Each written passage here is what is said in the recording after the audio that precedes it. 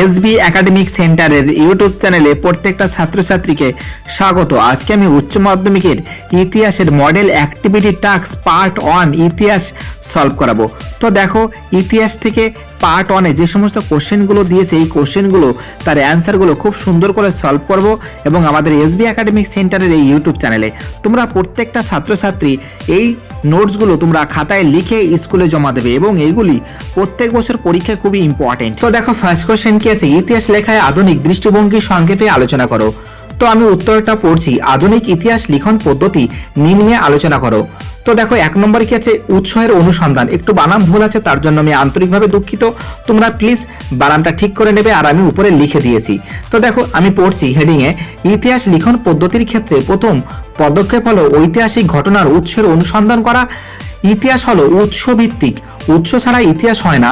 উৎস আবার নানা ধরনের হয়ে থাকে, যথা রোমান অনেকে আছে প্রত্নতাত্ত্বিক, জীবাশ্ম, যন্ত্রপাতি, হাড় গোড়, অস্ত্রশস্ত্র, আসবাবপত্র, স্মৃতিসৌধ, স্থাপত্য প্রভৃতি। রোমান 2 থেকে আছে মৌখিক, মুখে মুখে এক প্রজন্ম থেকে পরের প্রজন্মে প্রচলিত ধর্মীয় বিশ্বাস, পৌরাণিক কাহিনী, অতিকথন, রূপকথা, কিংবদন্তি, কথামালা, ঠিক আছে, নানা গঠন ও প্রবাদ প্রভৃতি। রোমান 3 থেকে আছে ছবি ভিত্তিক, চিত্রকলা, নকশা, মানচিত্র প্রভৃতি। রোমান 4 কি আছে লিখিত বিবরণমূলক, প্রাচীন পাণ্ডুলিপি, দিনলিপি, চুক্তি বা সন্ধিপত্র, দলিল, দস্তাবেজ, চিঠিপত্র, সংবাদপত্র, মুদ্রিত পুস্তক প্রভৃতি। এই সমস্ত উৎসগুলি ঐতিহাসিক তার প্রয়োজনীয় উৎসের অনুসন্ধান করেন এবং সেগুলির সাহায্যে ইতিহাস রচনা করেন। তো দেখো, আমাদের নেক্সট পয়েন্ট কি আছে, 2 নম্বর আছে উৎস থেকে তথ্য চয়ন। উৎসের অনুসন্ধান শেষে ঐতিহাসিক তার প্রয়োজনীয় উৎসটি চিহ্নিত করেন। এই উৎস থেকে ঐতিহাসিক তার প্রয়োজনীয় তথ্যচিত্র সংগ্রহ করেন। তো দেখো, রোমান 3 তে কি আছে বা 3 নম্বর পয়েন্টে কি আছে, তথ্যের যাচাইকরণ। ঐতিহাসিক তথ্যগুলি গ্রহণ করার পর সমালোচনামূলক দৃষ্টিভঙ্গিতে সেগুলির যাচাই করে থাকেন। এক্ষেত্রে ঐতিহাসিক দুটি কাজ করতে হয়। রোমান 4-এ কি আছে বা 4 নম্বর পয়েন্টে কি আছে, তথ্য সমূহের বিশ্লেষণ। কি আছে, ইতিহাস রচনার ক্ষেত্রে ঐতিহাসিক ইতিহাসের তথ্য সূত্রগুলিকে নিরপেক্ষ দৃষ্টিভঙ্গি নিয়ে বিশ্লেষণ করতে হয়। কোনো বক্তব্য প্রমাণ্য তথ্যের উপর প্রতিষ্ঠিত হলে সেই তথ্যকে সত্য বলে গ্রহণ করা যায়। ঐতিহাসিকের গ্রহণ করা বেশ কিছু তথ্য ব্যক্তি নিরপেক্ষ, যেমন পুরাতাত্ত্বিক তথ্য, মুদ্রা, প্রাচীন সাহিত্য, সভ্যতার ধ্বংস বশেষ ইত্যাদি। 5 নম্বরে কি আছে, ঘটনা ও বক্তব্যের মধ্যে সম্পর্ক স্থাপন। দুটি ঘটনা বা বক্তব্যের মধ্যে সম্পর্ক স্থাপনের প্রচেষ্টা আসলে ঐতিহাসিকের সত্য রক্ষার নীতি বলা চলে, যা মূলত 4টি উপাদানের মিলিত রূপ, যথা করেসপন্ডেন্স থিওরি, কি আছে কোহেরেন্স থিওরি, অথরিটি ও মেমোরি। করেসপন্ডেন্স থিওরি দিয়ে সত্যের সঙ্গে তথ্যের সম্পর্ক প্রতিষ্ঠা করা হয়। তো বুঝতে পারছো, আমি ভালো করে এটা তুলে ধরেছি আমাদের এই চ্যানেলে, তোমরা প্লিজ এটা লিখে খাতায় লিখে স্কুলে জমা দেবে। তো দেখো, আমাদের 6 নম্বর পয়েন্ট কি আছে, ধারাবাহিকতা ও কালানুক্রম। তো দেখো, আমি অ্যান্সারটা পড়ছি, ধারাবাহিক কালানুক্রম ইতিহাস রচনার পদ্ধতির এক গুরুত্বপূর্ণ অঙ্গ। যে কোনো ঘটনা বর্ণনার ক্ষেত্রে ঐতিহাসিক সেই ঘটনার সময় কাল উল্লেখ করে। কালক্রম অনুসারে ঐতিহাসিক সেই ঘটনার সময়কাল উল্লেখ করেন। কালক্রম অনুসারে ইতিহাস ঘটনাগুলিকে 3টি পর্বে ভাগ করে আলোচনা করেন, যথা রোমান 1-এ কি আছে ঘটনার সূচনা পর্ব বা প্রাথমিক অবস্থা, রোমান 2-তে কি আছে ঘটনার গতি প্রকৃতি বা মধ্যাবস্থা, রোমান 3-তে কি আছে ঘটনার পরিণতি বা শেষ অবস্থা। তো দেখো, 7 নম্বর পয়েন্ট কি আছে, কার্যকরণ পদ্ধতি। তো দেখো, আমি অ্যান্সারটা পড়ছি, ঐতিহাসিক স্কার লিখেছেন যে ইতিহাস চর্চার মূল কথা হলো ঘটনার কারণ অনুসন্ধান করা। প্রাচীনকালের ঐতিহাসিকরা ঘটনার কার্যকরণ ব্যাখ্যা করেননি, কিন্তু আধুনিক ইতিহাস রচনার পদ্ধতিতে কার্যকরণ সম্পর্কে অনুসন্ধান আবশ্যক। এক্ষেত্রে শুধুমাত্র দৃশ্যমান বা সহজে বোঝা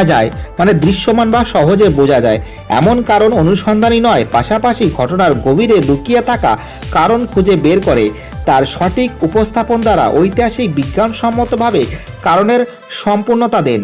তো দেখো, 8 নম্বর পয়েন্ট কি আছে, তথ্য সংগ্রহণ ও ইতিহাস রচনা। তো দেখো, আমি অ্যান্সারটা পড়ছি, ঐতিহাসিক তার ইতিহাস রচনা শুরু করার আগে প্রয়োজনীয় তথ্যের সংরক্ষণ করতে হয়। উৎস থেকে তথ্য সংরক্ষণ এবং সেগুলি সঠিকভাবে যাচাই করে নেবার পর ঐতিহাসিক যথাযথভাবে তথ্যগুলিকে সংগ্রহ করে প্রথমেই তার ব্যক্তিগত সংগ্রহ বা নোটবুকে লিখে রাখেন। ইতিহাসে লেখার সময় প্রয়োজন অনুসারে এই তথ্যগুলি তিনি ব্যবহার করে থাকেন। উপসংহারে কি আছে, আধুনিক ইতিহাসের লিখন পদ্ধতি দিনে দিনে বিবর্তিত হচ্ছে। তো দেখো আমাদের নেক্সট কোশ্চেন কি আছে, তো দেখো আমাদের 2 নম্বরের কোশ্চেন কি আছে, ঐতিহাসিক মিউজিয়াম সামরিক মিউজিয়াম বিজ্ঞানিক মিউজিয়াম আর ভ্রাম্যমাণ মিউজিয়ামের কার্যগত একক ও বৈশিষ্ট্যগত পার্থক্য উদাহরণ সহযোগে ব্যাখ্যা করো। সূচনা। তো দেখো আমি অ্যান্সারটা পড়ছি। বিভিন্ন দেশে বিভিন্ন ধরনের জাদুঘর দেখা যায়। সাধারণ জাদুঘর ছাড়াও ঐতিহাসিক মিউজিয়াম, সামরিক মিউজিয়াম, বিজ্ঞান মিউজিয়াম ও ভ্রাম্যমাণ মিউজিয়ামের অস্তিত্ব লক্ষ্য করা যায়। তো দেখো এতে কি আছে, আমি ভাগ করেছি ABCD দিয়ে ভাগ করেছি। তো দেখো এতে কি লিখেছি, ঐতিহাসিক জাদুঘর। তো দেখো রোমান অনেক কি আছে, প্রত্নতাত্ত্বিক জাদুঘর। অ্যান্সার কি আছে, যে জাদুঘরে প্রাগৈতিহাসিক ও ঐতিহাসিক যুগের নানা নিদর্শন সংরক্ষিত হয় তাকে প্রত্নতাত্ত্বিক জাদুঘর বলে। উদাহরণে কি আছে, ন্যাশনাল আর্কিওলজিক্যাল মিউজিয়াম। রোমান 2তে কি আছে, ব্যক্তি ও বিষয় জাদুঘর।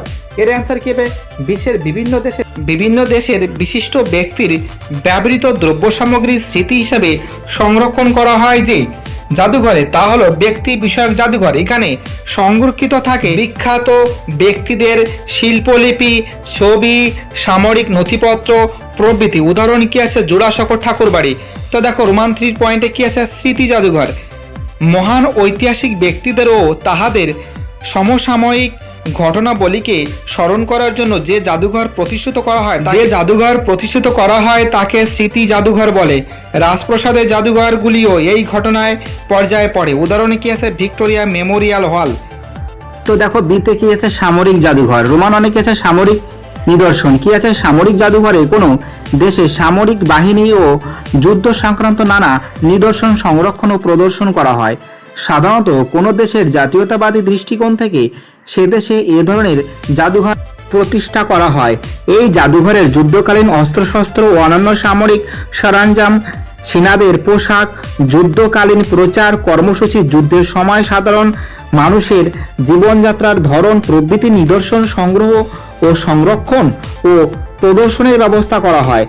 উদাহরণ কি আছে, কানাডিয়ান ওয়ার মিউজিয়াম উদাহরণে আছে। তো দেখো আমাদের সি পয়েন্টে গেছে বিজ্ঞান জাদুঘর।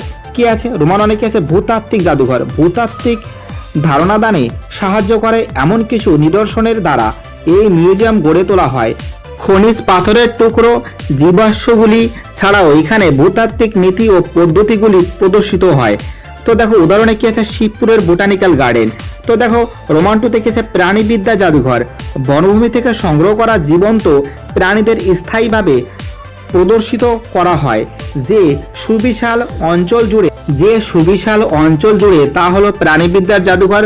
বন্য ও গৃহপালিত প্রাণীদের শিক্ষামূলক ও বিজ্ঞানধর্মী অনুসন্ধানের সুযোগ করে দেয় এই ধরনের জাদুঘর।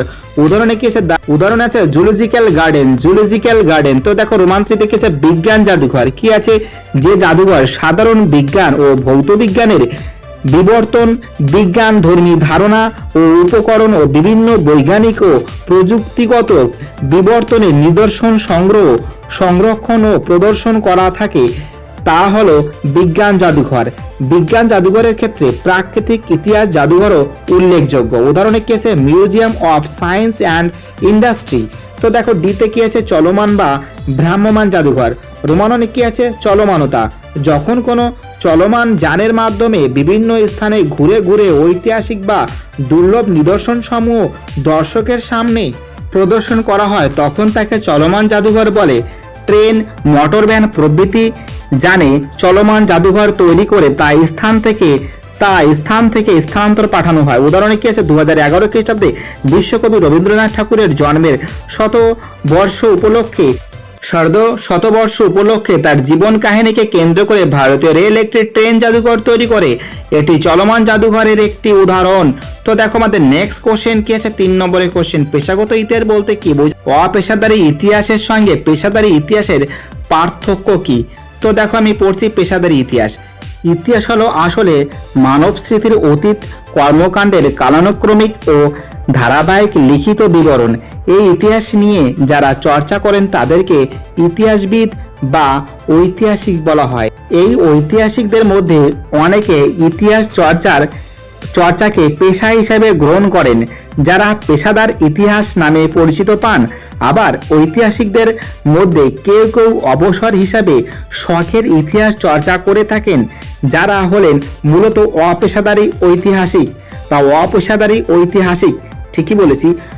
বর্তমানকালে বিভিন্ন বিশ্ববিদ্যালয় পেশাদারী ভিত্তিতে নানা ধরনের ঐতিহাসিক গবেষণার কাজ হয়ে চলছে।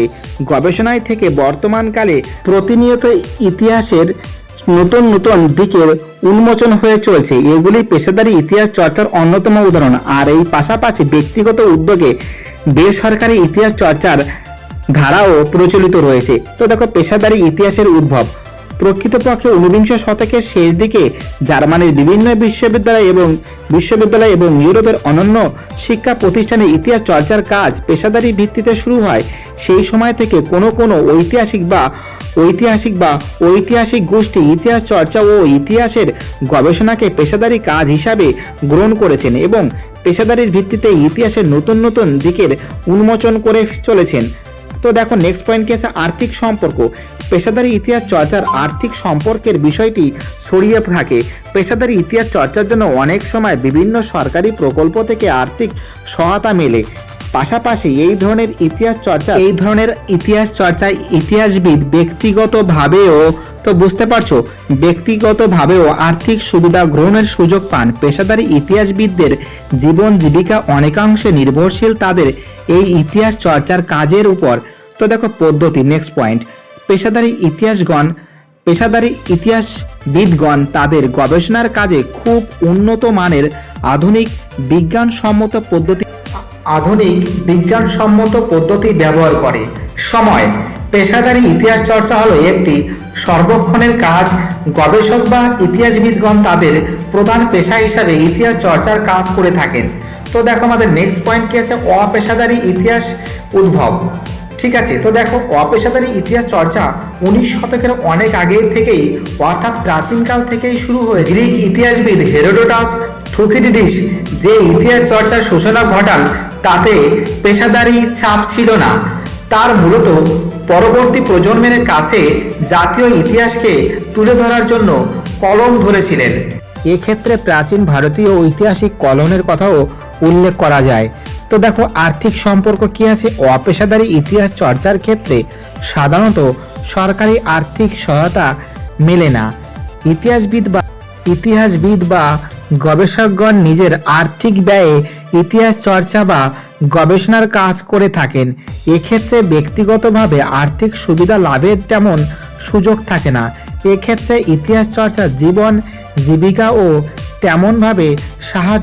তেমনভাবে সাহায্য করে না বলা চলে। তো দেখো, পদ্ধতি পয়েন্ট কি আছে? পদ্ধতি, অপেশাদারী ইতিহাস চর্চায় সাধারণত স্থানীয় ইত্যাদি ক্ষেত্র সমীক্ষা প্রভৃতি পদ্ধতি ব্যবহার করে ঐতিহাসিক তথ্যাদি সংগ্রহ করা হয়। সময় কি আছে? দেখো, নেক্সট পয়েন্ট। অধিকাংশ ক্ষেত্রেই অপেশাদারী ইতিহাস চর্চায় গবেষকগণ তাদের ইতিহাস চর্চার কাজটিকে একটি আংশিক সময়ের কাজ হিসাবে গণ্য করে থাকেন। তো দেখো, নেক্সট কোশ্চেন কি আছে? 4 নম্বরের কোশ্চেন। উপযুক্ত তথ্য সংগ্রহ করে শখটি পূর্ণ করো। পৌরাণিক কাহিনী, লোককথা, স্মৃতিকথা, কিংবদন্তি। তো দেখো, ফার্স্ট রোমান অনেকে আছে পৌরাণিক কাহিনী। তো দেখো, আমি বৈশিষ্ট্য আলোচনা করেছি। এতে কি আছে? পৌরাণিক কাহিনীগুলি হলো প্রাগৈতিহাসিক যুগের ইতিহাস। মানব সভ্যতার উন্মেষের আগে মানুষ কেমন ছিল তার বিভিন্ন খণ্ডচিত্র পাওয়া যায় এই কাহিনীগুলিতে। বিতে কি আছে? পৌরাণিক কাহিনীগুলি অতীতের সময় থেকে উত্তরাধিকার সূত্রে বর্তমান মানব সমাজে প্রচলিত হয়। রিয়ার রেইনের মতে পৌরাণিক কাহিনী হলো আমাদের অবচেতন মনের কাহিনী বিশেষ, যা সম্ভবত আমাদের জিনে লিপিবদ্ধ থাকে। তো দেখো, আমাদের নেক্সট পয়েন্ট কি আছে? 3 নম্বরের পয়েন্ট। পৌরাণিক কাহিনীগুলি হলো কোনো সমাজ এবং সম্প্রদায়ের পরিচয়ের মূল ভিত্তি। কোনো সমাজ বা সম্প্রদায়ের অতীত পরিচয় কি ছিল তা পৌরাণিক কাহিনীগুলি থেকে অনেকটা জানা সম্ভব। 2 নম্বর পয়েন্টে কি আছে? পৌরাণিক কাহিনী সমাজের প্রচলিত ধর্ম ও বিধি নিয়মগুলিকে স্বীকৃতি দেয়। এর ফলে সামাজিক বিধি নিয়মগুলি সুদৃঢ় হওয়ার পথ প্রশস্ত হয়। তো দেখো, আমাদের নেক্সট পয়েন্ট কি আছে? 2 নম্বরের পয়েন্টে পৌরাণিক কাহিনী হলো এক ধরনের বিশ্বাস যা জীবনকে অর্থবহ করে তোলে। উদাহরণে কি আছে? হিন্দু পুরাণ অনুসারে ভগবান ব্রহ্মার মানসকন্যা হলেন দেবী দুর্গা। তো দেখো, নেক্সট পয়েন্ট কি আছে? ইতিহাস নির্মাণের ভূমিকা। তো দেখো আমি পড়ছি অ্যান্সারগুলো। পৌরাণিক কাহিনীগুলির সঙ্গে তুলনামূলক পদ্ধতিতে যাচাই করে ইতিহাসের বহু সাল তারিখ নির্ণয় করা সম্ভব হয়। তো দেখো রোমান 2 তে কি আছে লোককথা। তো দেখো এর বৈশিষ্ট্য উল্লেখ করা আছে, এতে কি আছে লোককথার কাহিনীগুলি সাধারণত অলিখিত হয়। অবশ্য বর্তমানকালে পৃথিবীর বিভিন্ন ভাষায় লোককথাগুলি সংগ্রহ করে বিভিন্ন ভাষার কথাগুলি সংগ্রহ করে বিভিন্ন গবেষক লিখিত বইয়ের মাধ্যমে প্রকাশ করেছেন। তো দেখো আমাদের বি নম্বর পয়েন্টে কি আছে লোককথার কাহিনীতে ধর্মীয় বিষয়বস্তুর বিশেষ গুরুত্ব লক্ষ্য করা যায় না। এসব কাহিনীতে স্বর্গীয় বা ঐশ্বরিক ঘটনার বর্ণনার বিশেষ গুরুত্ব নেই। সি নম্বরের পয়েন্টে কি আছে লোককথার বর্ণনায় মানুষের প্রত্যহিক জীবনের বিভিন্ন সাধারণ ঘটনাগুলিকে গুরুত্ব দেওয়া হয়। মানুষের দৈনন্দিন জীবনের সুখ দুঃখের বিশেষ গুরুত্ব নেই। ডি নম্বর পয়েন্টে কি আছে লোককথার কাহিনীর মধ্যে মানুষের সঙ্গে বিভিন্ন ভৌতিক বা অতি প্রাকৃতিক চরিত্র যেমন আইন, দ্বৈত, পরী, ড্রাগন প্রভৃতি থাকে। তাছাড়া এসব কাহিনীতে বিভিন্ন পশু পাখি, ম্যাজিকের ঘটনা প্রভৃতি থাকে। তো দেখো উদাহরণে কি আছে সাত ভাই চম্পা, আলিবাবা, 40 চোর, লক্ষিন্দরের জীবন প্রাপ্তি, টম থাম ও দ্বৈত ইত্যাদি। তো দেখো ইতিহাস নির্মাণের ভূমিকা কি আছে লোককথা গল্পগুলির মানুষকে যুগের পর যুগ ধরে আনন্দ দান করেছে। যে যুগে বিজ্ঞানের বিশেষ উন্নতি ঘটেনি বা শিক্ষার প্রসার ঘটেনি সে যুগে লোককথার গল্পগুলি ছিল মানুষের মনোরঞ্জনের অন্যতম মাধ্যম। নেক্সট পয়েন্ট কি আছে রোমান 3 তে স্মৃতিকথা। তো দেখো আমি বৈশিষ্ট্য উল্লেখ করেছি রোমান 1 এ কি আছে, মানে রোমান 1 না মানে এ দিয়ে। স্মৃতিকথা কোনো কাল্পনিক উপন্যাস নয়, এর একটি বাস্তব ভিত্তি আছে। স্মৃতিকথার কাহিনী কোনো ব্যক্তির প্রত্যক্ষ বা পরোক্ষ অভিজ্ঞতার ফসল। লেখক সাধারণ প্রকৃত ঘটনাই তার স্মৃতিকথায় তুলে ধরেন বলে মনে করা হয়। তাই স্মৃতিকথার বিষয়বস্তুকে সত্যতা থাকে এবং ঐতিহাসিক ভিত্তিও শক্তিশালী হয়। তো দেখো বি নম্বর পয়েন্টে কি আছে স্মৃতিকথা সাধারণত লেখকের দৃষ্টিকোণ থেকে লেখা হয়। রচনার উপস্থাপন করা হয় উত্তম পুরুষের অর্থাৎ বক্তা বা লেখক নিজে কাহিনীর কথক বলে স্মৃতিকথার কাহিনীকে এগিয়ে নিয়ে যান। তো দেখো পরে কি লেখা আছে সি নম্বর পয়েন্টে বক্তা বা লেখক তার স্মৃতিকথায় যে কাহিনী বা ঘটনার বিবরণ দেন তা ঘটনার সমসাময়িক কোনো তার মনে কিরূপ প্রভাব ফেলেছিল, তিনি কিরূপ অভিজ্ঞতার সম্মুখীন হয়েছিলেন বা সেই ঘটনার সমসাময়িক পরিস্থিতিতে কিভাবে পাল্টে যেতে দেখেছেন তা তার স্মৃতিকথায় আলোচনায় উঠে আসে। উদাহরণে কি আছে মণিকুন্তলা সেনের স্মৃতিকথা সেদিনের কথা। আশালতা সরকারের কি স্মৃতিকথা কি আছে আমি সূর্য সেনের শিষ্য। মান্নাদের স্মৃতিকথা হলো জীবনের জলসাগর। সুফিয়া কামালের স্মৃতিকথা হলো 71-এর ডায়েরি। এখান থেকে প্রচুর কিন্তু এমসিকিউ দিয়ে থাকে। 71-এর ডায়েরি, মান্নাদের স্মৃতিকথা, জীবনের জলসাগর ভেরি ইম্পর্টেন্ট। ঠিক আছে, মণিকুন্তলা সেনের লেখা এইগুলো প্রচুর ইম্পর্টেন্ট পরীক্ষা দিয়ে থাকে। তো দেখো নেক্সট পয়েন্টে কি আছে ইতিহাস নির্মাণের ভূমিকা। তো দেখো আমি অ্যান্সারটা পড়ছি। বর্তমানকালের মানুষকে ঐতিহাসিক ঘটনার প্রত্যক্ষদর্শী ঘটনার বিবরণ তাদের স্মৃতিকথাগুলিতে আলোচনা করেন, ফলে উক্ত বিবরণ ঐতিহাসিক তথ্যের সত্যতা অনেক বেশি থাকে। তো দেখো নেক্সট পয়েন্টে কি আছে রোমান 4 কিংবদন্তি। তো দেখো আমি বৈশিষ্ট্য পড়ছি। এতে কি আছে কিংবদন্তির বিষয়বস্তু বিভিন্ন ধরনের হতে পারে। ইতিহাস নির্ভর কাহিনী, প্রেম বিরহ সম্পর্কিত কাহিনী, আধ্যাত্মিক ঘটনা, পরী বা ভূত প্রেতের কাহিনী, সন্ন্যাসী ফকির পীর দরবেশের কাহিনী ইত্যাদির সঙ্গে যুক্ত ব্যক্তিদের ঘটনা কিংবদন্তির বিষয়বস্তু হয়ে থাকে। তো বুঝতে পারছো আমি খুব সুন্দর করে তুলে ধরেছি আমাদের এসডি একাডেমিক সেন্টারের ইউটিউব চ্যানেলে। তো দেখো কি আছে বি নম্বর পয়েন্টে কি আছে কিংবদন্তি হলে ইতিহাসের অপক্ষ ফসল। বিস্ময় ও কল্পনা কিংবদন্তির প্রেক্ষাপট অত্যন্ত সক্রিয়। প্রাথমিক অবস্থার কিংবদন্তিতে ঐতিহাসিক ঘটনার সূত্র নিহিত থাকলেও কিংবদন্তির ঘটনা পরবর্তীকালে পল্লবিত হতে হতে প্রকৃত ইতিহাসের বহু ঘটনা মুছে যায়। তাই কিংবদন্তির থেকে সঠিক ইতিহাস উদ্ধার করা খুবই জটিল। সি নম্বর পয়েন্টে কি আছে কিংবদন্তি ঘটনার বিবরণ সর্বদাই অতিরঞ্জন লক্ষ্য করা যায়।